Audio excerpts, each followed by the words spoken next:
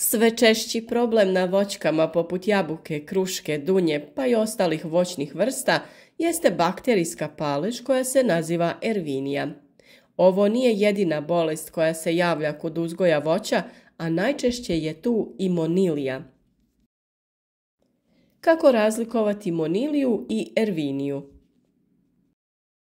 Monilija je gljivično oboljenje, a do zaraze dolazi prilikom cvjetanja. Sa cvijeta gljivica se širi na izdanke te proizvodi toksine zbog kojih se suše grančice. Monilija se suzbija zaštitnim tretmanom u fazi cvjetanja voća. Ukoliko se primijete znakovi pojave bolesti u fazi vegetacije, izdanke je potrebno odrezati i spaliti.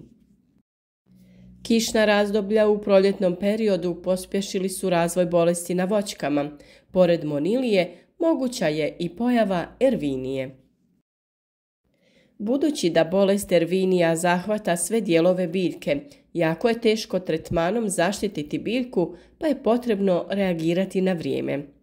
Na bilo kakvu pojavu suhih listova ili grana potrebno ih je odrezati i spaliti van voćnjaka.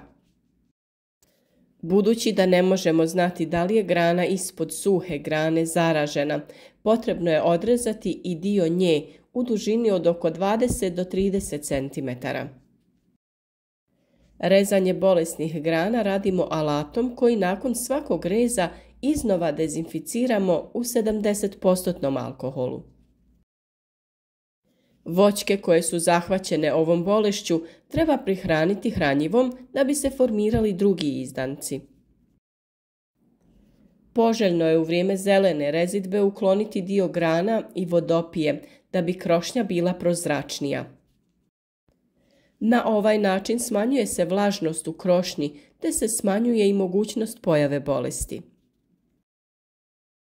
Borba protiv ove i sličnih bolesti počinje u jesen nakon što opadne list i tada se obavezno uklanjaju grane koje su zaražene kao i plodovi koji su se mumificirali.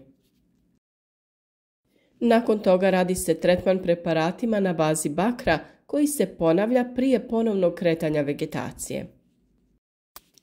Ako se u toku vegetacije pojavi grana na kojoj je suho lišće, nju obavezno uklonite.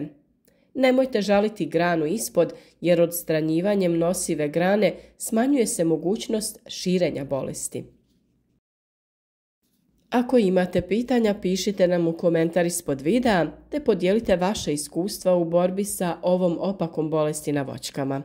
Za još korisnih savjeta o uzgoju voća i povrća pogledajte i druge video savjete na našem kanalu.